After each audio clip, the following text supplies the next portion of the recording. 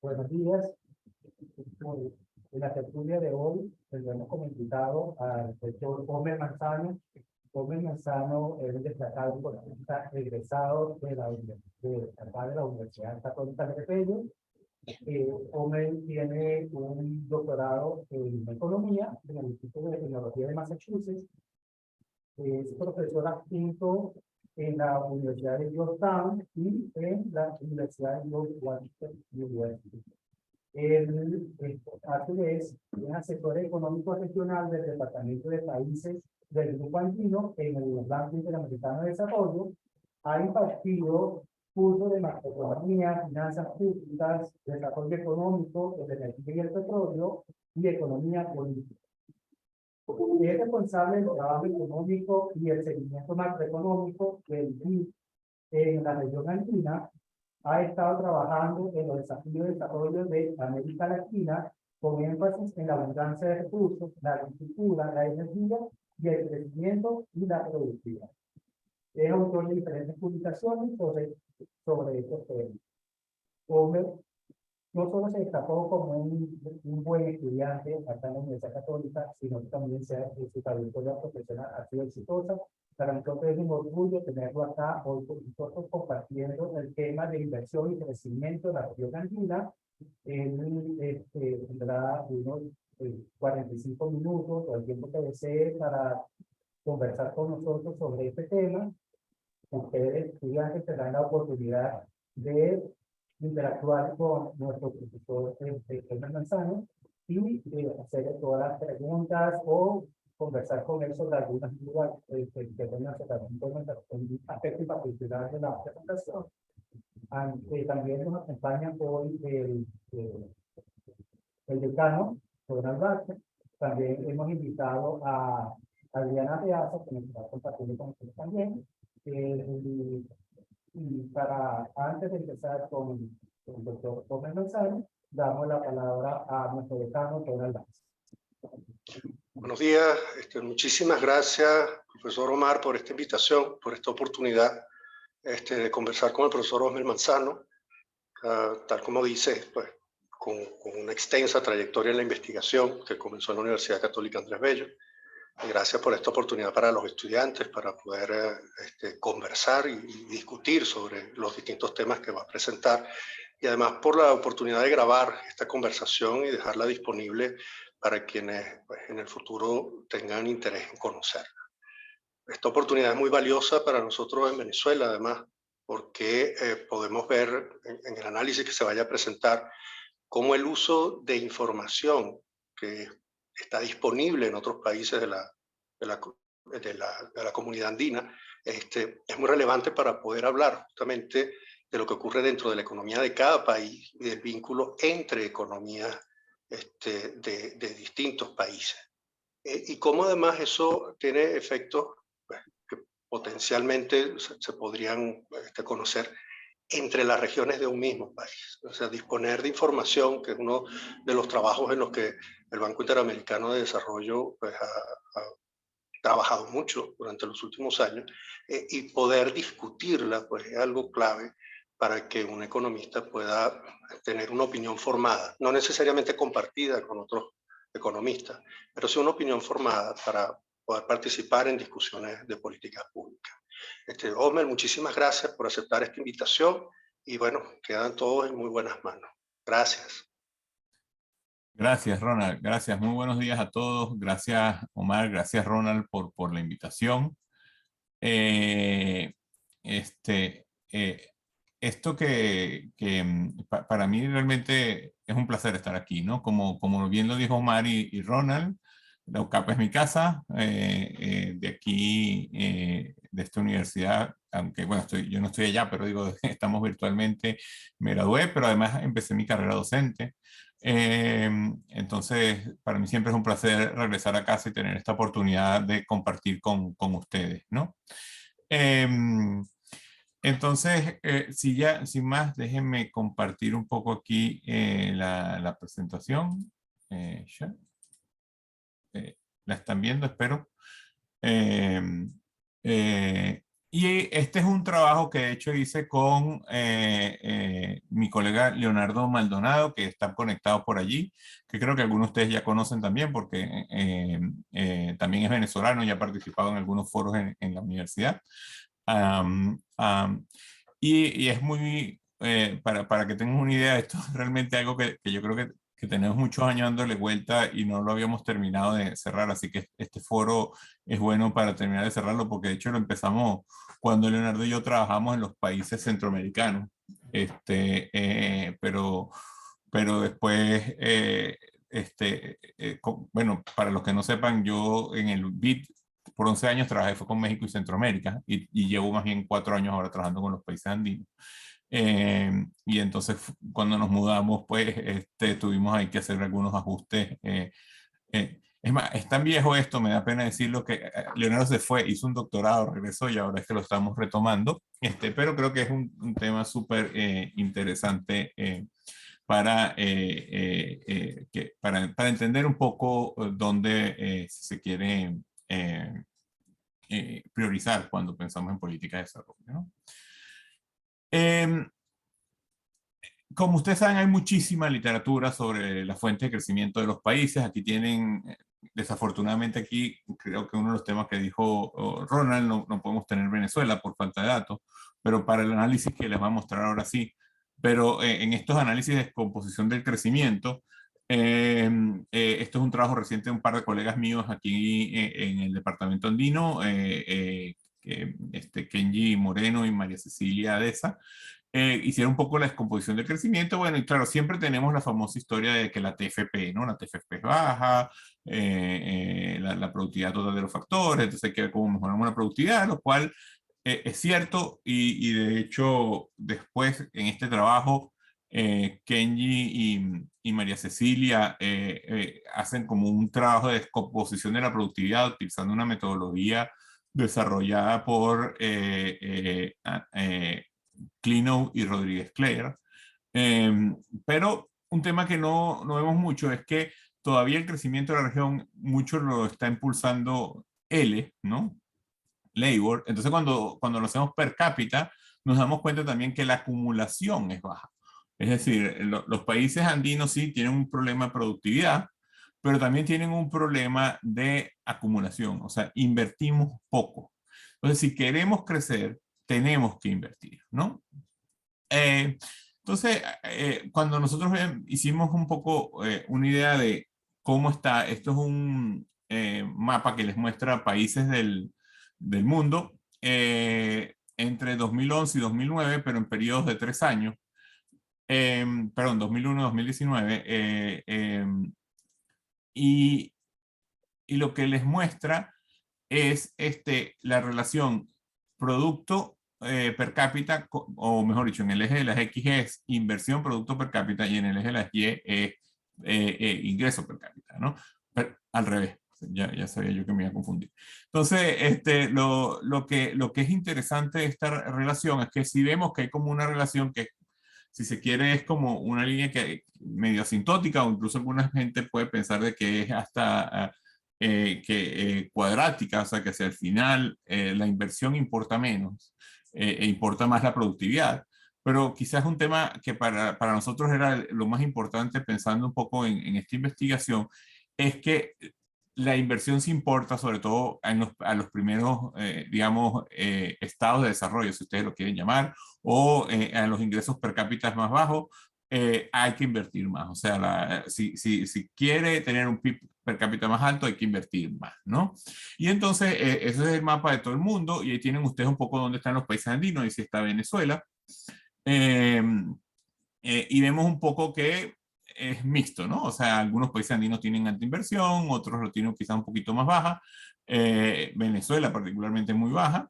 Entonces, claramente tenemos un tema de que si queremos tener un ingreso per cápita más alto, hay que invertir, ¿no? Otra vez, o sea, esto está en la teoría de crecimiento, no es nuevo, pero un poco es traer otra vez a la importancia del elemento de inversión, porque últimamente hemos hablado mucho de los temas de productividad, que de nuevo son importantes, pero recordar que también tenemos que invertir, que a veces se ha quedado un poco fuera del debate de cómo crecer más, ¿no? Entonces hicimos un pequeño análisis de clusters, ¿no? En el paper lo explicamos bien. Usamos distintas técnicas para ver cuál era el número de clúster óptimo, y entonces encontramos que hay 9 clústeres en la muestra, ¿no? Y más o menos ahí ustedes ven ya mejor incluso el patrón que les está diciendo, que es una figura que si se quiere converge asintóticamente. O sea, lo importante del mensaje aquí es la inversión, sobre todo es muy importante empezando a crecer. Quizás hacia el final es más importante la productividad, y creo que tiene sentido. Y ahí ven ustedes un poco dónde está los distintos clústeres en el mundo. Y aquí un tema importante es, cada punto es una combinación país, periodo de tiempo, lo que quiere decir que un país puede estar en más de un clúster a lo largo del tiempo, ¿no? Y eso es precisamente lo que nos interesa, o lo que nos empujó un poco a hacer este trabajo, ¿no? Entonces, la idea es entender cómo los países se mueven de un clúster a otro. Y esta forma de análisis no es nueva. La OECD, de hecho, tiene esta famosa metodología de Going for Growth, y usan este tipo de análisis. En particular en el banco, mi colega Alejandro Izquierdo, en el departamento de investigación, junto con otros colegas, desarrollaron también una especie de metodología de clústeres, y ver cómo un país se mueve de un clúster a otro. Lo que nosotros tratamos de decir es, vamos a tratar de ponerle a esto un marco conceptual.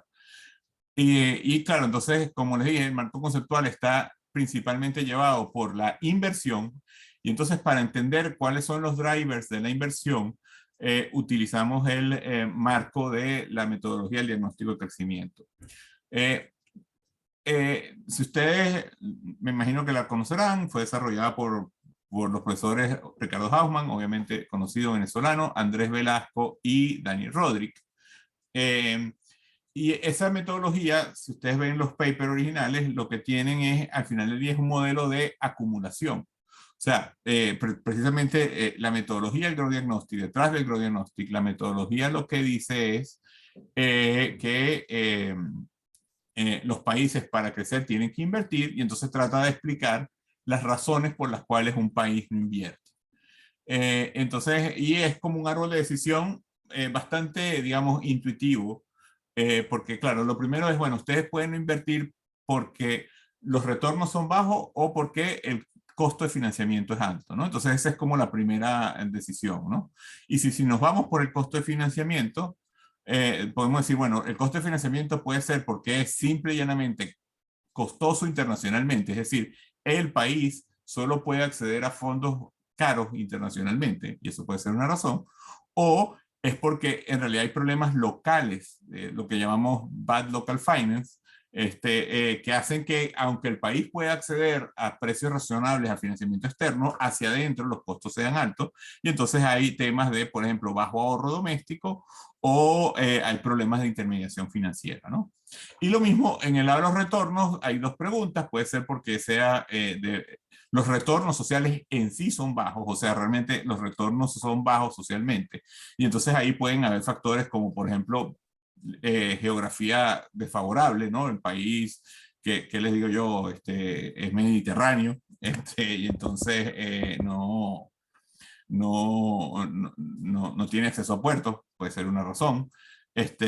Hay bajo capital humano, o sea, no hay bienes públicos complementarios, y por eso cualquier inversión tiene un retorno social bajo, porque ya no es el retorno del proyecto, no depende del proyecto, sino depende de las condiciones del país. Y entonces, claro, si hay bajo capital humano o hay baja o pobre infraestructura, entonces yo no puedo, digamos, el retorno de la inversión es bajo. O puede ser que los retornos sean altos, pero hay problemas de apropiabilidad, ¿no? Y por ejemplo, uno típico es las fallas de gobierno. Una es simplemente que hay un riesgo, por ejemplo, o de expropiación o de crimen. Entonces, claro, a pesar de que el retorno es bueno, no lo puedo apropiar. O incluso a veces los riesgos macros, ¿no? Cuando hay desequilibrios cambiarios, por ejemplo, mi retorno se puede desaparecer de un día a otro, ¿no? Y también puede ser baja probabilidad por fallas de mercado. Y esto es bien importante, y un poco ahí reconoce todos estos temas de hoy en día, de que a veces pues tú tienes un país con excelentes oportunidades, buena macro, buena micro, pero el problema es que a veces hay problemas de coordinación y el típico problema exacto es que usted tiene la playa y no, excelente, pero tiene el tema de que no hay ni hotel ni aeropuerto. Y entonces, claro, el hotel no se monta porque no hay aeropuerto y el aeropuerto no se monta porque no hay el hotel. Entonces se generan estas fallas de coordinación. Entonces, a pesar de que usted tiene un país con muy buen ambiente regulatorio, excelente geografía, buen capital humano y todo lo demás, no ocurre la inversión por estas fallas de coordinación y eso es lo que ellos llaman falla de mercado, ¿no? Entonces, este es un poco el marco para que ustedes estén. Entonces, lo que nosotros hicimos en este ejercicio es recoger variables que miden todos estos estas variables, ¿no? Entonces, por ejemplo, la tasa de ahorro de un país, el tema de, por ejemplo, temas de riesgos de expropiación, temas de regulación, temas de la calidad de infraestructura basada en kilómetros de carretera. O sea, recogimos data de todos estos indicadores y para cada uno, entonces, hicimos un promedio, o sea, normalizamos e hicimos promedio, o sea, como un índice para cada uno de estos indicadores. En este momento, lo que van a ver ustedes son resultados que son basados en promedios de los indicadores que se recogió para cada uno y en el paper está explicado y para cada uno pueden haber hasta 5 o 6 indicadores, o sea, hay varios, era para no casarnos con una sola medida. Una siguiente interacción que ya estamos pensando para el paper es pensar de repente usar componentes principales, ¿no? En lugar de promedios, ¿no? Y usar para ver un poco los temas de si hay mucha correlación entre los indicadores que estamos usando y aislar solo los componentes principales, ¿no? Pero lo que van a ver ustedes con los promedios, ¿no? En este, perdón, ¿sí? ¿Aló? Sí, se escucha. ¿Aló? Sí, te escuchamos.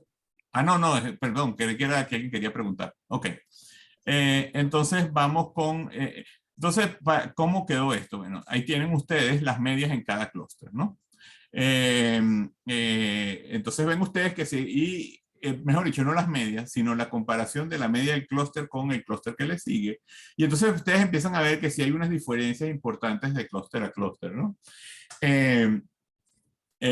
Y allí, por ejemplo, si ustedes ven el segundo clúster, con respecto al tercer clúster, vemos que, por ejemplo, la infraestructura de los países que están en el segundo clúster es menor a la infraestructura de los países del tercer clúster, ¿no? O el índice de infraestructura, ¿no? Y lo mismo los riesgos micro, y es estadísticamente significativo. Entonces, como ven aquí, para varios clústeres empezamos a ver diferencias significativas entre un clúster y el otro, ¿no? Y entonces esto ya nos da una idea de qué temas pueden ser claves si usted está en un clúster y tiene pocos recursos y quiere apostarle, si se quiere, a ganador. Esto ya empieza a dar una idea de cuáles son los temas que deberíamos de empezar a ver para entender cómo saltar al este clúster, ¿no? Por cierto, no lo dije en la lámina cuando mostré los clústeres. Hoy Colombia está en el clúster 7, Ecuador y Perú en el 6 y Bolivia y Venezuela en el 5. Y todos han subido clúster menos Venezuela que ha caído de clúster. O sea, en la muestra los países van subiendo de varios países. Los países andinos en general son de los que han ido subiendo el clúster, que es una buena noticia, menos Venezuela que ha caído de clúster, ¿no? Y hoy en día entonces Venezuela y Bolivia están en el clúster 5. Bueno, hoy en día digo en el último que es ahí 2016-2019, estamos viendo un poco si actualizamos el paper con data más reciente. Pero como dijo Ronald, un problema es la data en Venezuela, entonces hay un tema que pensar. Pero entonces, a donde vuelvo es Bolivia y Venezuela están en el clúster 5, Ecuador y Perú en el clúster 6 y Colombia en el clúster 7 hoy, ¿no? Entonces, bueno, claro, yo podría cerrar aquí y decirles, bueno, aquí está, esto es el paper, ustedes si están en el clúster 3. Pero entonces lo que nosotros hicimos es lo que ha desarrollado la literatura recientemente y es utilizar estos orders probits que entonces le permiten a ver cuáles son precisamente porque ya les dije, los países saltan de clúster, tratar de estimar la probabilidad de que un país salte de clúster y ver cuáles son los factores que hacen que ese país salte de un clúster a otro. Y al usar la metodología de Order-Probit, la ventaja es que podemos tener un coeficiente distinto por clúster, y entonces ahí nos da la prioridad de que en cada clúster podamos hacer el salto, ¿no? O sea, de cuál es la variable que importa más para hacer el salto. Entonces, esos resultados están aquí. Hay dos formas, en el paper la mostramos, aquí en esta tabla se lo voy a mostrar. Nosotros aquí estamos, este es de la probabilidad de saltar a cualquier clúster mayor, ¿no? Otra forma de hacerlo es que ustedes solo estimen la probabilidad de saltar al clúster inmediatamente siguiente, ¿no? Y hay algunos casos en la muestra donde los países hacen saltos de más de un clúster, por eso entonces al final estamos usando esta metodología, que es ver cuál es la variable más importante cuando usted quiere saltar de un clúster a otro, ¿no? Y entonces fíjense, lo interesante es infraestructura siempre. O sea, hasta el clúster 7. Y obviamente ustedes ahí no ven el clúster 9 por razones obvias, porque ya el clúster 9 ya usted no puede saltar, es el que tiene los ingresos más altos. Entonces, interesante ver el tema de infraestructura, ¿no? Eso creo que es un tema que ha estado un poco, si se quiere, bajo la alfombra, pero el rol de la infraestructura en movilizar inversión es clave, y lo estamos viendo en estos resultados. O sea, siempre es la variable más importante en cada clúster para saltar hacia clústeres superiores, a excepción ya cuando, que era lo que decíamos un poco de cómo se ve esa curva, y fíjense que hacia el final la variable más importante es riesgos micro, y ahí están todos los temas de regulación, y entonces podemos pensar en todos los temas de productividad, ¿no? Aunque quiero destacar que la infraestructura también tiene un rol importante en productividad, o sea, no es solo para atraer o pull inversión, sino también tiene impactos importantes de productividad, ¿no? Entonces, lo interesante es que en todos los clústeres, infraestructura es clave, ¿no? Y eso, luego, basada un poco en el valor del coeficiente, uno puede ver cuáles son los segundos más importantes. Y entonces vemos que obviamente en el clúster 1 todo es importante y refleja un poco las necesidades de los países más pobres, obviamente, ¿no? Pero ya cuando nos vamos moviendo, vemos que, por ejemplo, si usted está en el clúster 2, los temas de capital humano y riesgo micro son también importantes.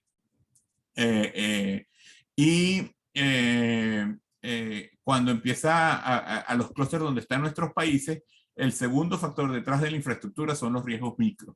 Entonces, es muy importante los temas de gobernanza, calidad de las instituciones, los temas de que los inversionistas se puedan apropiar de sus recursos, es clave. Y entonces, para nuestros países andinos, después de la infraestructura, que es un tema no trivial en la región, y ya vamos a ver esos temas, el segundo tema son los riesgos micro. Y luego también pueden ver otros factores, entonces vemos como los temas, por ejemplo, de capital humano empiezan a ser importantes también. En el clúster donde hoy estaría Venezuela, los temas macro todavía son importantes, o sea, si usted quiere saltar, la macro importa.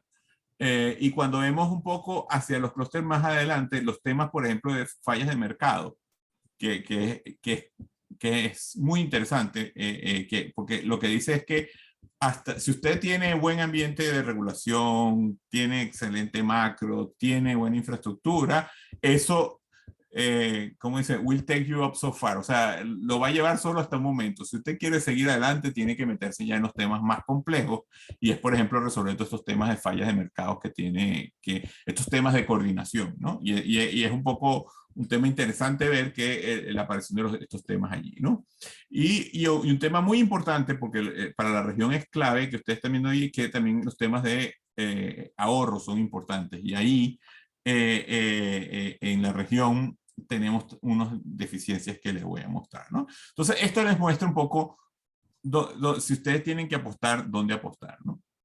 Entonces, tenemos el caso de Bolivia. Como ustedes ven ahí, Bolivia ha venido creciendo, ¿no? Y aquí tienen ustedes hoy en el clúster 5 cómo está Bolivia con respecto a su propio clúster y con respecto al clúster siguiente, ¿no? Y entonces vemos que, por ejemplo, Bolivia en infraestructura está muy bien, o sea, no digo muy bien, pero digamos, estadísticamente es muy similar tanto a su propio, a su propio clúster como el siguiente, ¿no? Pero, por ejemplo, en riesgos micro sí tiene una brecha importante con el clúster siguiente. Entonces, claro, pensando cuál es la... Y aquí quiero entonces hacer una aclaración que me parece importante. Todos los que han usado alguna vez la metodología del diagnóstico de crecimiento sabrán que esta es una metodología donde lo que importa mucho es la narrativa, ¿no?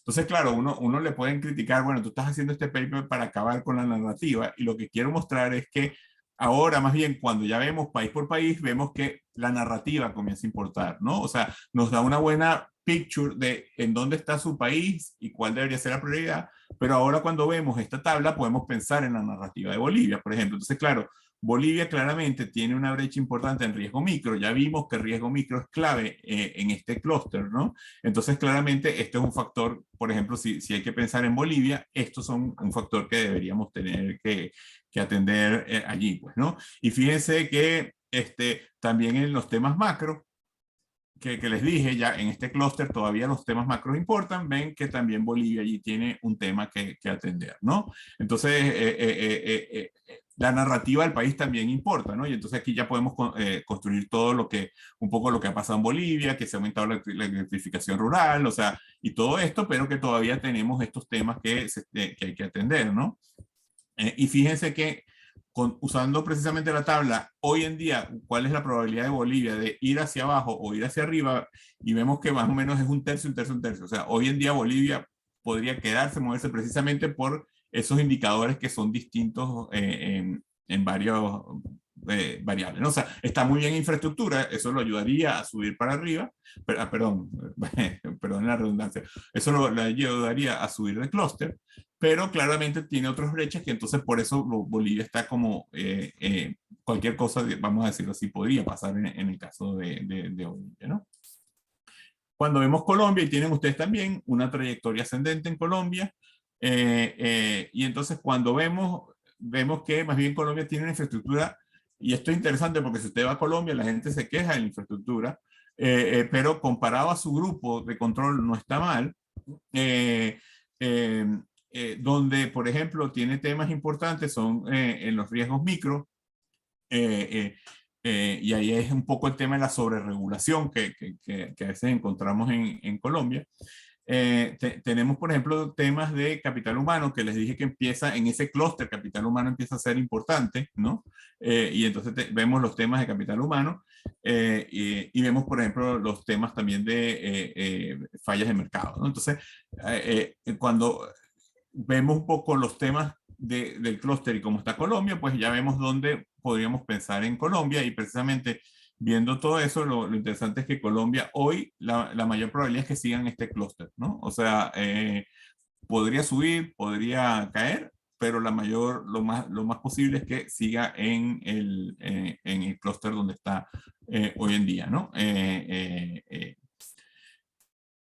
Cuando vemos Ecuador, Ecuador es un caso también interesante porque también, como ven ustedes, han crecido, pero la inversión ha sido muy errática en el caso de Ecuador.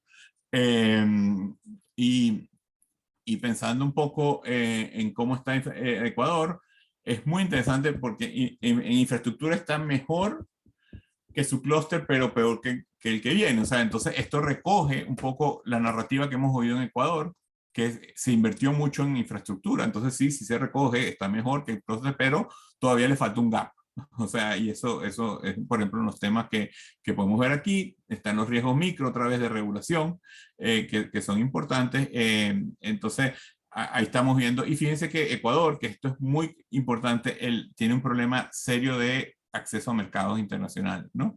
Y esto tiene que ver el tema, como ustedes ven, que Ecuador tiene un spread altísimo de los bonos, y entonces esto hace que el acceso al financiamiento internacional sea un tema para Ecuador, ¿no? Que en su clúster es una variable importante. Entonces, otra vez, aquí podemos construir la narrativa de Ecuador, y Ecuador también tiene una altísima probabilidad todavía de quedarse en el clúster, o sea, tiene que resolver varias cosas para moverse en el siguiente clúster. Y aquí está Perú, que a mí me parece siempre fascinante. Fíjense ustedes, movimiento creciente, creciente inversión, mayor PIB, o sea, uno de los países que ha crecido más en la región. Vemos que tiene muchos factores bien, o sea, fíjense ustedes, infraestructura mejor que su grupo y no es significativa la diferencia con el siguiente. Los riesgos micros también están muy bien. El gran tema en Perú es este de los fallas de mercado, ¿no? O sea, Perú, más allá de la minería y de los nuevos productos como el espárrago, es qué más va a exportarle al mundo, ¿no? Entonces, ese es el tema en Perú. Y entonces, si vemos ustedes hoy, Perú lo más seguro es que siga saltando, ¿no?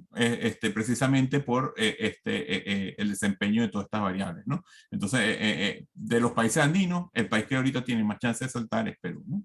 Y finalmente llegamos a Venezuela y tenemos un poco la historia de Venezuela, que es el colapso de la actividad económica. Entonces, ahí está, y el colapso de la inversión. Entonces, Venezuela es un poquito difícil de ver, y ahí tiene un poco todo lo que dijo Ronald al principio de las estadísticas, ¿no? Porque claro, cuando uno tiene un colapso, termina teniendo una serie de indicadores que son mejores que los de su grupo, porque el colapso se dio en el producto y la inversión, pero no se da en la teoría, en los indicadores que tenemos, y ahí es el tema de tener mejores datos, no se ha dado, por ejemplo, un colapso en capital humano e infraestructura. Pero hay un tema que tenemos, es qué datos tenemos y si estos datos están recogiendo bien los temas, por ejemplo, de la migración y cómo cambió el capital humano, por ejemplo. Y el tema de infraestructura, que si bien las carreteras siguen estando allí, que siempre fue como un activo de Venezuela, y la luz, pues la calidad es otra, ¿no? Entonces los indicadores normalmente que tenemos son de Q y no de calidad. Entonces allí hay un tema no trivial de pensar un poco cómo se miden estas cosas, ¿no? Y lo que dice Ronald de ver la data.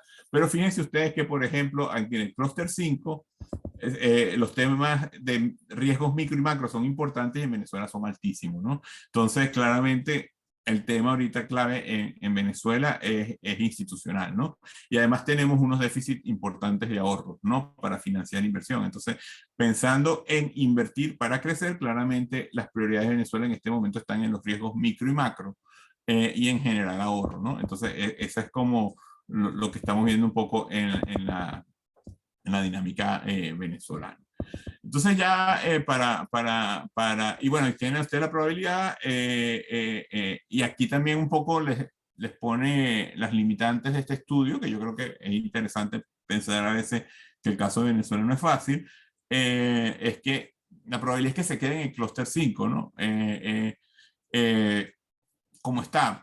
Pero es que tampoco, si hubiéramos hecho este análisis en el 2005, creo que nunca se hubiera predicho el colapso. Entonces, es este tema un poco de que los deterioros también pueden ocurrir muy rápido, ¿no? Y en estos modelos pueden quedar un poquito desfasados, ¿no?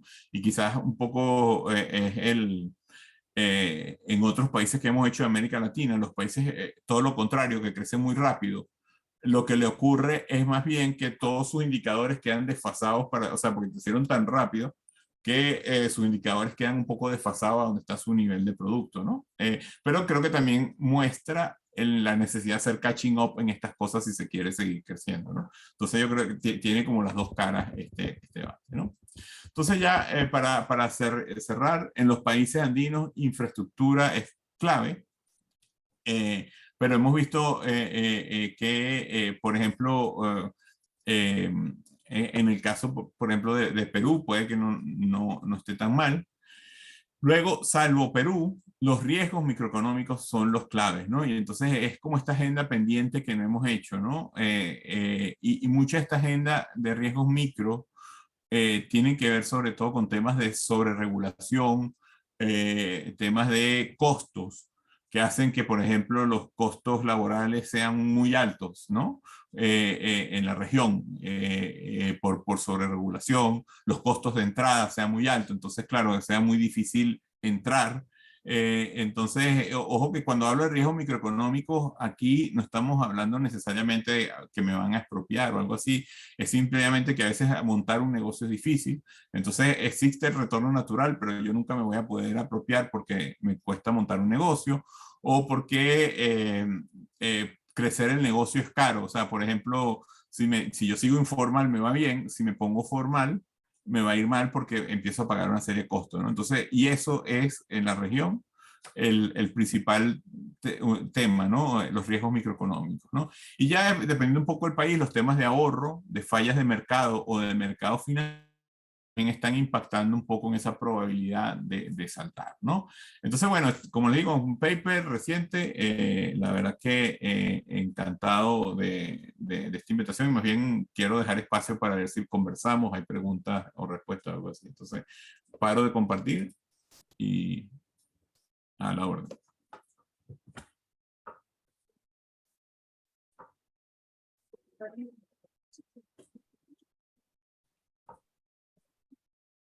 Muchas gracias. Vamos a iniciar el parte de discusión. Quisiera ver si la profesora Adriana Peaza desea comentar algo, hacer alguna pregunta. Igualmente, el profesor Donald Barcha. También tenemos acá el profesor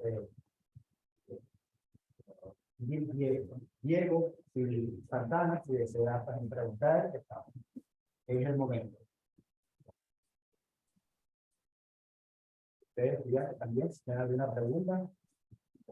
Bueno, profe, me gustaría preguntar qué papel tienen las sanciones de la caída de la inversión privada. O sea, quizá es un tema de jurídico, de garantía, de pérdida de garantías jurídicas, pero el tema de las sanciones, ¿cómo ha afectado el movimiento de Venezuela de clúster a clúster? Ok. Por eso digo que ahí hay un colapso que tenemos que explicar. Ahora, yo creo que aquí hay dos temas, ¿no? Yo creo que este es un tema que, bueno, los invito incluso a ustedes, podríamos hacer este trabajo, porque tú tienes un colapso que, o sea, una caída que comienza antes de las sanciones y claro, después tienes las sanciones y sigue cayendo. Entonces, creo que habría que tratar de separar, ¿no? Y entender cuánto es cada cosa, ¿no? Porque si vemos el pico de la producción de petróleo es en el 14-15, ¿no? Y ahí, bueno, no el pico, porque obviamente el pico histórico es 70, pero digo, viendo un poco los ciclos recientes, ¿no? Y ahí es cuando empezamos a tener la caída, y entonces con eso la caída del producto, y claro, después entran las sanciones. Entonces, la respuesta fácil es deberían tener, pero creo que necesitamos un buen trabajo de tratar de poder separar, ¿no? Lo que puede ser los riesgos micros que dije allí, de los temas de las sanciones. Gracias. ¿Alguna pregunta? ¿En qué aspecto está viendo afectado por lo menos el resto de inversión en, o sea, que estén relacionados en empresas con gobernanza corporativa y todo el asunto de liderar en el ambiente? ¿También ha tenido algún impacto ahorita en el crecimiento de las inversiones? Perdón, es que estabas un poco lejos y no entendí bien, ¿sí? No, o sea, que más que todo, por lo menos ahorita en empresas que están invirtiendo como todo este asunto de la gobernanza corporativa y como que en ese aporte hacia el ambiente, ese rubro está generando una mayor inversión de afuera. Buena pregunta. Nosotros, de hecho, hicimos una encuesta de prácticas empresariales, ¿no? Y lo que nosotros hemos puesto este tema, más que todo, es en el tema, en la otra variable que no es la opción de este paper, pero que le dije al principio de la clase que es importante, que es productividad, ¿no? O sea, las empresas que invierten en todos estos temas de ambiente, de mejor gobierno corporativo, nosotros encontramos que en los países andinos tienen productividad más alta, ¿no? Y de hecho, en esa encuesta está Venezuela, por cierto. Entonces, eso lo que hace es que, más bien, o sea, contribuye al crecimiento, pero por el otro lado, por el lado de la productividad, ¿no? Y sí hemos encontrado evidencia de eso, ¿no? O sea, que esta, o sea, digamos, el mensaje positivo es que sí contribuyen, no en esta dimensión, sino más bien pensando en la dimensión de productividad, ¿no? Gracias.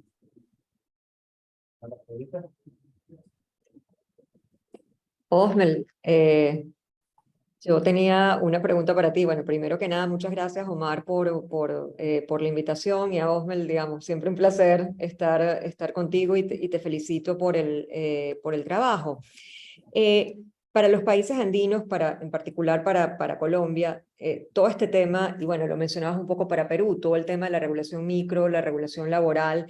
En el caso de Colombia se menciona mucho los llamados sobrecostos al empleo. O sea, ¿qué tanto peso encuentran ustedes que esto tiene en el gran porcentaje de informalidad que sigue prevaleciendo en estos países, ¿no? O sea, Perú es un país que ha crecido también de manera muy acelerada, es un país abierto al comercio, o sea, hay muchos de los checks marks que uno puede encontrar allí a nivel institucional. Es un país que tiene una estabilidad macro envidiable, particularmente para lo que estamos en Venezuela, pero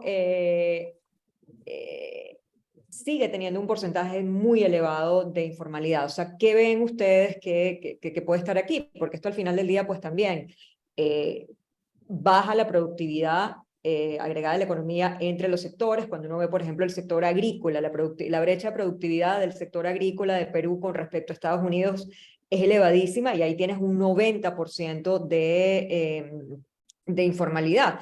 Ese otro 10% es el que exporta, es el que, pero todavía sigues teniendo un porcentaje de informalidad elevadísimo en ese sector, y eso también pues, contribuye a las brechas de productividad. Además que las empresas formales en algunos casos tampoco, digamos, están a la par de las empresas internacionales. Pero ¿hasta qué punto este tema de las imperfecciones en los mercados laborales ustedes definitivamente encuentran que tiene un peso importante?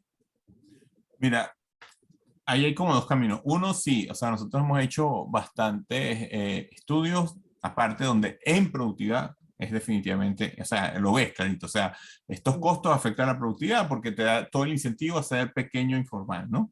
Y entonces, claro, no tienes estas ganancias de productividad, ¿no? Y eso, digamos, para Perú, Colombia, todo eso lo hemos visto, ¿no? Yo creo que lo interesante aquí que encontramos, o sea, y otra vez, claro, esto es un agregado, ¿no? De indicadores, pero está ahí ese indicador, es que el tema es que también te afecta la acumulación, o sea, porque este es un modelo de acumulación. Entonces, lo que nosotros estamos encontrando es que esto también te afecta, o sea, no solo te impacta la productividad, sino te está impactando la inversión. Entonces, claro, tiene doble, si tú quieres, impacto, ¿no? Tiene un impacto por el lado de la productividad, y entonces tú creces menos porque eres menos productivo, pero también te está impactando en las decisiones de inversión. Entonces, claro, lo que estamos viendo aquí es que tiene un doble whammy, ¿no? O sea, y entonces atender estos temas es clave, ¿no? Ahora, un tema interesante es que yo creo que está acompañado de la capacidad del enforcement, en el sentido que o sea, si uno piensa en un país informal, uno piensa en Perú, pero fíjate que aquí no nos da tanto los temas para Perú. Y es un poco, yo creo que el tema que al final, digamos, la economía está pensada, si tú quieres, en la informalidad, no es como, o sea, el problema en Colombia es que tú tienes un costo, vamos a decirlo así, muy alto en el sentido de la seguridad social, la salud, todo eso, que claro, como está todo eso bien asociado, mientras Perú como está un poquito separado, eso permite que los negocios sigan creciendo. Claro, tiene consecuencias sociales, ¿no? Distintas, que fue lo que vimos en la pandemia, ¿no? En Perú. Pero claro, como al final del día el sistema de pensiones no es tan crítico en Perú, por ejemplo, como en Colombia, o la salud, ¿no? Entonces, claro, todos estos temas de los costos y cómo se financia está un poquito más disasociado. Entonces, claro, te permite cierto crecimiento del sector informal sin ningún problema, digamos, pero claro, tiene costos sociales altísimos, ¿no? Que lo viste en la pandemia, pues que obviamente, o lo estás viendo ahora con temas de seguridad alimentaria en el Perú, pues, ¿no? Que con la subida del aumento de los precios está subiendo mucho la pobreza urbana, ¿no? Porque claro, no existe un sistema de seguridad social precisamente por toda esta informalidad, ¿no? Claro. Ok, de hecho, algo que fue interesante es que durante la pandemia subió más la pobreza urbana que la pobreza rural, ¿no? Eso pasó en otros países también, pero en Perú fue bastante importante. Y los casos de Bolivia y Ecuador, para seguirte fastidiando un poco, pick on your brain, ¿no? Porque también hay en temas de acumulación, y yo creo que también en el caso de Bolivia, los temas, digamos, regulatorios más generales también tienen que tener un impacto, ¿no? O sea, tener un tipo de cambio súper apreciado, o sea, no sé, ¿cómo lo ven para ese caso? A ver, o o sea, lo interesante que nosotros hemos visto o sea, yo creo que en Bolivia, como vieron ustedes allí, tú recoges cosas de las que están pasando, que ya sabemos, o sea, hubo inversión en infraestructura y todo lo demás, pero entonces, claro, te está empezando a apretar los temas de riesgo micro, ¿no? Y los riesgos macro, ¿no? Entonces, entonces, claro, ese es el tema, ¿no? Y claro, no te das cuenta, pero lo recoges, por ejemplo, en el riesgo país, ¿no? Que claro, cuando empiezas a ver que sube el riesgo país, pues al sector privado también le pega. O sea, el riesgo país puede ser el riesgo soberano, pero también el sector privado lo va a sentir anyway, ¿no? Y lo ves, Siempre por te va. ejemplo, o sea, y lo ves cuando hay downgrades a los bancos locales ¿no? O sea, entonces, claro, esto te dice, pues, o sea, no te escapas que el sector de inversión también sufra estos riesgos macros, ¿no? Y a mí quizás el tema que me pareció muy interesante en Ecuador es que,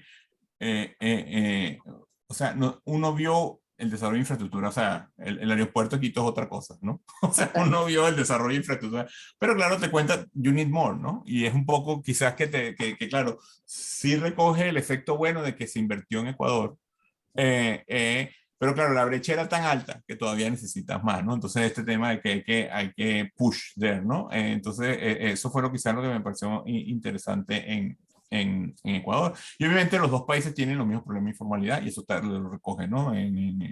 Allí, ¿no? Aquí alguien pregunta un poco de, de eventos, ¿no? Mira, esto es un buen tema, pero es otro paper, de hecho, porque claro, esto es lo que está es viendo tendencia en el tiempo, pero hay un trabajo que está publicado en la página del banco que dice con otro ucavista, que es José Luis Saboín, que vimos más bien eventos, ¿no? Y entender un poco en eventos de boom de inversión cuáles son los drivers, ¿no? Y yo creo que ahí sí recogemos mucho de lo que tú dices, que a veces hay efectos dominó, ¿no? Que una sola cosa hace que muchas cosas se deterioren, ¿no? Entonces, a mí los invito a ver ese trabajo, un trabajo que hice con José Luis Saboín, está en la página del banco, y ahí vemos un poco los booms de inversión y colapsos y entender un poco o sea, cómo es la tipología y qué es lo que hace que ocurran, ¿no? Como verán, el tema de inversión privada me preocupa mucho y por eso hemos hecho estos dos trabajos, con Leo y el otro con José Luis. Existe en nuestras economías a veces una estrategia, concepción de que hay que estimular a las actividades sectoriales. ¿Qué opinas tú de esa estrategia? ¿Habría que formularla de esa manera o deberíamos enfocarnos en afianzar los factores determinantes, los cuales pregonas acá en tu tesis? O deberíamos hacer ambas cosas. No, mira, buena pregunta. Y ahí te digo que en realidad eso es un poco lo que nosotros llamamos fallas de mercado, ¿no? Ese componente falla de mercado, lo que habla es la necesidad de lo que nosotros llamamos políticas productivas, ¿no? O sea, el cuento que conté, o sea, que de repente tienes la playa, pero no tienes ni hotel ni el aeropuerto. Entonces, ¿para qué tienes que resolver ese problema de coordinación como gobierno, ¿no? Entonces, lo que nosotros vemos es que estos temas importan, digamos, sobre todo en los clústeres más 6, 7, 8, ¿no? En los más altos. Y creo que un poco recoge este tema de que yo creo que es una historia interesante, en el sentido de que cuando tú tienes un PIB per cápita muy bajo, lo que importa son los fundamentals, ¿no? Buena macro, buena micro, buena infraestructura, ¿no? Ahora, cuando ya estás más arriba, entonces estos temas empiezan a ser muy relevantes, ¿no? Y entonces ahí sí tienes que empezar como dirían en España, ¿no? Tomar el toro por los cuernos, ¿no? Y empezar a atender esos temas, ¿no? O sea, porque clara, y lo ves, o sea, los países desarrollados todos tienen algún tipo de política de desarrollo productivo porque saben que tienen que resolver estos temas, ¿no? Por ejemplo, mira lo que está ocurriendo ahorita con el cambio climático y toda esta lo que se llamó el Inflation Reduction Act aquí en los Estados Unidos, que tiene toda una serie de temas de estimular el desarrollo de tecnologías verdes. Y en cuanto a los recursos naturales y la abundancia de ellos en nuestros países, ¿cómo podríamos hacer que ellos aporten de una manera efectiva al crecimiento y a la inversión? Muy buena pregunta. Allí yo creo que, o sea, no está en este paper, pero si lo vemos así en los distintos componentes, obviamente lo primero es que no nos destrocen la macro, ¿no? Entonces, el tema de manejo macro de los ingresos de los recursos es clave, ¿no? Porque ya vimos los riesgos macros que están allí. Un tema que es claro y lo hemos visto en otros países, incluso fuera de la región andina, es que parte de los riesgos micros vienen de los riesgos micros del sector o sea, porque ahí puedes generar mucha inversión si los tienes, ¿no? Pero necesitas que las condiciones estén dadas. Entonces, claro, parte de los riesgos micros a veces recogen los riesgos micros a tu sector importante, que es el de recursos naturales, ¿no? Y claro, después también pueden ser un elemento clave en cualquier estrategia, pensando en políticas productivas, ¿no? De ahí quizás, bueno, tenemos el ejemplo típico de Noruega, ¿no? De todo el uso del sector de petróleo para desarrollar otras actividades, ¿no? Ojo, no a través de subsidios, sino más bien pensar temas de políticas productivas, o sea, cómo puedo hacerle yo las plataformas de petróleo, cómo puedo, no, o sea, ese tipo de cosas que se hicieron en Noruega. Pero, digamos, otra vez, aquí no hay una variable de recursos naturales, pero si tú ves los elementos, estás, pues, o sea, buen manejo de la macro, o sea, que el manejo de los ingresos fiscales no te destroce la macro, bien ambiente institucional, y luego ver un poco cómo te apalancas con ellos, ¿no? Siguiendo con el tema de los recursos naturales, sería necesario que los países, por decirlo así, los propios gobiernos, aplicaran un capitalismo de Estado sobre esos recursos para explotarlos, o sería mejor un tipo de extracción mixta, es decir, una parte del Estado, una parte privada, o completamente privada. Porque por lo menos aquí en Venezuela, el ciclo pasado se caracterizó por sobre todo los últimos años, por la expropiación de los recursos. Entonces, claro que las propias empresas privadas se les quitó lo que tenían y luego eso como se acumuló para la deuda venezolana. Entonces, y bueno, parte de la situación de hoy viene de eso. Después, porque quería saber cómo es su opinión. Mira, ahí, Adriana, ¿tú quieres decir algo antes de eso o después? Ok, mira, o sea, el tema de la propiedad, yo creo que, o sea, hay que tener claro un poco que hay varios temas distintos que hay que separarlo en la discusión, ¿no? O sea, porque si tú te pones a ver, o sea, hay empresas de propiedad estatal, y quizás incluso aquí al lado tenemos Ecopetrol, ¿verdad? Que pueden llevar adelante las actividades, ¿no? El tema que tenemos que darnos cuenta es que para crecer necesitas financiamiento, para invertir necesitas financiamiento, ¿no? Entonces, la gran pregunta es, para atraer toda la inversión, ¿cómo lo voy a hacer? ¿No? Y entonces, y fíjense que entonces incluso en Colombia dijeron, bueno, lo que voy a hacer es que Ecopetrol parte la voy a poner en la bolsa y así puedo levantar recursos, ¿no? Entonces, al final del día, el tema que tenemos que entender claro es que la inversión se tiene que financiar con algo, que puede ser ahorro interno o ahorro externo. Dado un poco que nuestras necesidades, o sea, y tenemos en Venezuela unos problemas importantes de ahorro interno que no voy a descartar. Pero incluso aún, si estuviéramos ahorrando a unos niveles bien, yo creo que al final vamos a necesitar ahorro externo. Entonces la pregunta es, ¿qué condiciones van a hacer para que venga ese ahorro y me financie la inversión, ¿no? Entonces allí puede ser propiedad estatal o no, pero entonces la pregunta es cómo van a ser las reglas de juego para traer ese ahorro, ¿no? Entonces ese es el gran tema, ¿no? ¿Cómo atraemos, o sea, cómo atraer el financiamiento? Porque vamos a necesitar financiamiento, ¿no? Adriano. Y yo sí, Osmelo, siempre este tema de los recursos naturales es fascinante y es algo que hemos discutido a lo largo de los años. Y acá, también más allá de la propiedad, es el tipo de gestión que le das, porque yo creo que no hay que salir de Venezuela para entender lo que era PDVSA hace 20 años o 25 años y lo que es ahora. Y yo creo que el tema también del ahorro externo y del financiamiento de la inversión, eso pasa también por la tecnología, ¿no? Porque a veces el desarrollo de cierta tecnología es importante y uno lo ve en países incluso como Chile, que digamos para la extracción de cobre pues también digamos importan tecnología. Y yo creo que con todo el tema del litio y de la transición verde que vemos ahora, y es algo que se ve, digamos, en los países andinos, yo creo que va a ser bastante importante que precisamente crees unas condiciones adecuadas para atraer esa inversión. Entonces tú tienes compitiendo, por ejemplo, con el tema del litio a Chile, a Bolivia y Argentina. ¿A dónde se van a ir los inversionistas primero? ¿A dónde tienen mejores condiciones? ¿Dónde tienen mejores condiciones? Sin duda pareciera, a menos que se complique con la ley del litio y las reglas del juego que aún no están claras, pero sería Chile, ¿no? Entonces yo creo que ahí el tema de financiamiento es clave, el tema de los riesgos, digamos, sobre todo las partes de exploración. Tú quieres que eso lo haga el sector privado, o sea, de repente como Estado a ti no te conviene que asumir las partes más riesgosas de las industrias, pero definitivamente hay que pensar en el ahorro externo y en la tecnología y en los spillovers que eso te puede dar y en el desarrollo de esos sectores. ¿Alguna otra pregunta? Sí. Una duda en la misma línea de ideas por donde iba el profesor Omar, en el sentido de desarrollo sectorial.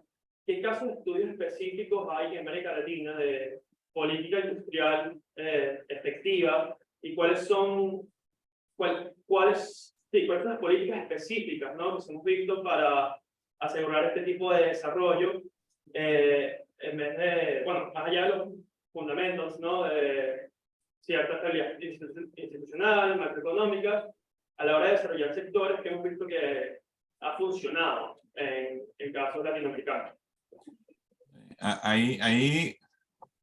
Sorry que sea así, pero tú me estás abriendo la oportunidad para hacer un comercial. Hay dos temas, ¿no? El banco hace como 5 o 6 años, si no me equivoco, sacó todo un libro que se llamaba, que era de Productive Development Policy, de políticas de desarrollo productivo, ¿no? Coordinado por Ernesto Stein. Ese libro hace un review a ese momento de cómo estaba la región y en qué sectores, o sea, digamos, habían funcionado, no habían funcionado. Y creo que hay todo, o sea, incluso creo, y se lo recomiendo porque hasta desarrolla un marco conceptual muy interesante de pensar un poco cómo es la intervención, si es un bien público o si es distorsiones de mercado, y luego si son verticales y horizontales, y cómo debería ser el mix de políticas. Entonces, les recomiendo un poco ese libro, porque incluso tiene como un marco teórico para pensar un poco cómo hacer esas políticas. Y ahora el comercial para mí es que precisamente esos temas los estamos pensando ahorita en el Departamento de Países Andinos. Nosotros sacamos un libro sobre, en general, cómo se piensa.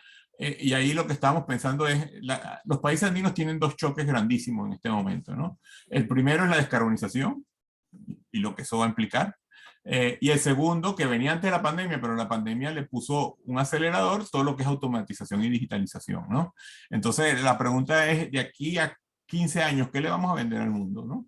Entonces, un poco ese es el espíritu de esa serie de publicaciones que hemos sacado. Sacamos ya está en la página web, ya sacamos una que es como el resumen de todo, pero vamos a bajar. Y para evitar todo el debate de picking winners, nosotros nos fuimos a sectores afectados, si se quiere, por la condición. Entonces, hace un mes lanzamos en Bolivia uno de agricultura, y entonces se habla un poco de todo lo que hay que ver, de tipo políticas pensando en agricultura, y les recomiendo que lo lean, porque incluso analizamos algunas cadenas de valor venezolanas, por ejemplo, atún, camarón, café, cacao, e incluso empresas de agrotecnología venezolanas, que no sabemos que existen, pero sí están allí. Se los recomiendo. Vamos a sacar a una sobre el sector de minería y petróleo, y hablar un poco cómo aprovechar, por ejemplo, encadenamientos del sector. Vamos a sacar otro sobre lo que son encadenamientos productivos, o sea, y es todo este tema de cómo las cadenas mundiales se están relocalizando para, uno, construir redundancia y no les pase lo que le pasó en la pandemia, que separaron la producción de chips, por ejemplo, y segundo, porque quieren tener una huella verde, ¿no? Quieren ser más verdes. Y entonces hablamos un poco de las oportunidades en nuestros 5 países andinos de aprovechar eso. Y por último, tenemos uno que también viene del sector servicios, que ha sido muy poco estudiado, Y ahí también tenemos cosas para, o sea, hemos estado analizando, por ejemplo, el sector de las posadas en Venezuela, el sector de un sector que es súper importante pero poco estudiado, que son de las bodegas, ¿no? Y cómo ese sector puede ser, tener saltos de productividad. Entonces hay todo, entonces, y también, como les digo, turismo y eso, entonces ese viene, entonces les hago el comercial para que estén pendientes porque todos estos temas precisamente lo estamos pensando en el banco también, ¿no? Y muchas gracias. ¿Algún otro comentario, alguna otra pregunta? Sí, otra pregunta tengo quería saber cómo los grandes déficits de balanza de pagos que hay en estos países de la región andina influyen en el crecimiento de la productividad en general. O sea, fíjate que esto es bien interesante porque la región andina es como mixta, ¿no? Si tú te pones a ver, hasta hace poco más bien Perú tenía un superávit y Ecuador ahorita de hecho está bastante bien en equilibrio, pero en cambio Bolivia y Colombia sí tienen unos unos déficits importantes, ¿no? Entonces sí hay como una situación un poco mixta en la región.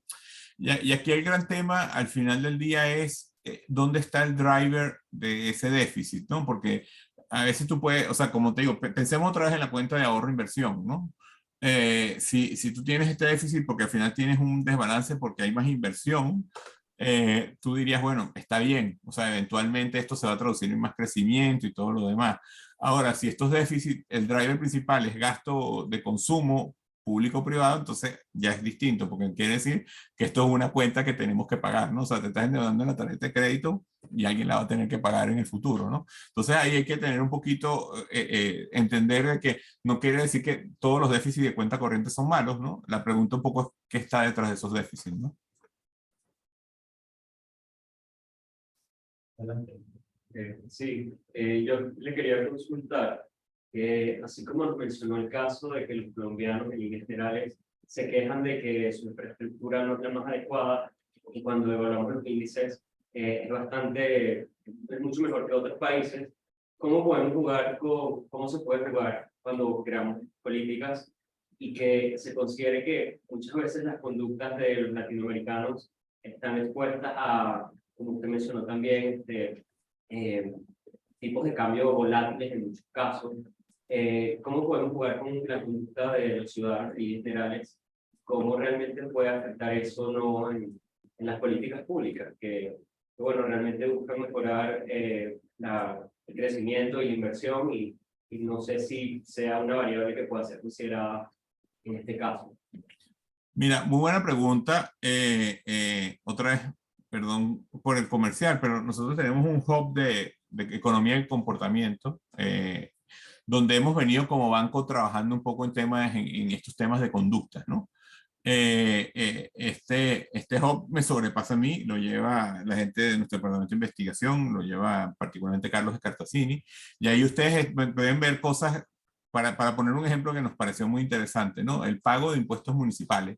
En Argentina se hizo un experimento y entonces se empezó a rifar entre los que sí pagaban, que la municipalidad te arreglaba la acera frente a tu casa y le ponía un árbol, ¿no? Y solo cuando la gente empezó a ver eso, la gente empezó a pagar más impuestos, ¿no? Entonces era muy interesante porque realmente el costo no era tanto, porque era una rifa, no es que todo el mundo le iban a hacer eso, ¿no?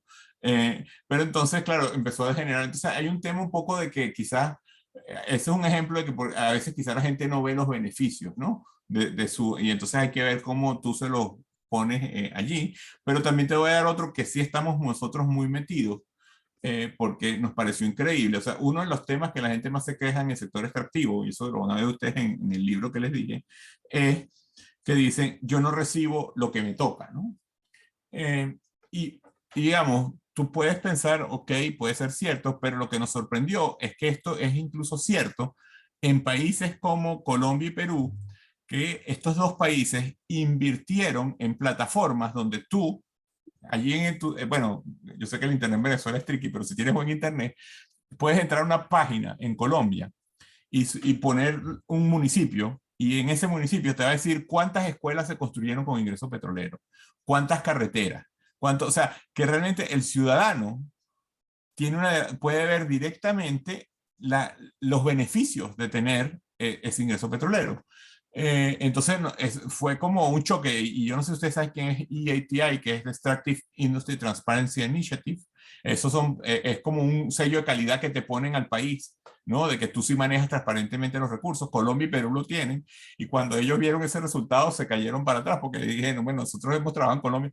Entonces, por ejemplo, ahí lo que estamos trabajando y los resultados preliminares, pero les digo, estamos ahorita en campo, entonces no les puedo dar, es que hay un problema de información. Entonces, claro, hay un tema de que los ciudadanos no saben que existe. O sea, entonces hay también un tema de labor del sector público de informar, ¿no? Que a veces pensamos que porque creamos la plataforma la gente ya sabe, pero si la gente no sabe que existe la plataforma, ¿cómo va a saber, no? Entonces, ahí también, por eso te digo que hay como de lado a lado, hay un trabajo importante del Estado de también de generar estos notch, si tú quieres, ¿no? Y esta información para empezar a cambiar un poco las actitudes, ¿no? que hay, ¿no? Entonces, esto es una rama, ustedes deben saber, de economía. Nosotros en el banco estamos viendo un poco todo esto aplicado a temas de políticas públicas, desde temas de cómo la gente, por ejemplo, vacunación, que es un tema que a veces la gente no se quiere vacunar, entonces, hasta temas como está viendo de manejo, de precisamente pensar en esto, ¿no? De que tú sí estás recibiendo tus recursos, lo que pasa es que no te das cuenta, entonces, ¿cómo generamos los incentivos para que te des cuenta? Entonces, ahí hay mucho trabajo que hacer, y estoy de acuerdo contigo, y tenemos que, o sea, es un área donde hay que seguir empujando, ¿no? Gracias. Muchas gracias, Osmel. Muchas gracias a nuestro decano también. Muchas gracias a Diana Reaza y al profesor Diego Santana por habernos acompañado en esta sesión de tertulias. A ti, Osmel, queremos extenderte la invitación para en futuras oportunidades nos acompañes en tertulias y en otras actividades, digamos, académicas de la universidad. A todos, les extendemos la invitación para el próximo semestre a continuar con estas tertulias. Muchas gracias, Osmel, muchas gracias a todos. Muchas gracias por la invitación y a la orden siempre. Hasta luego. Chao.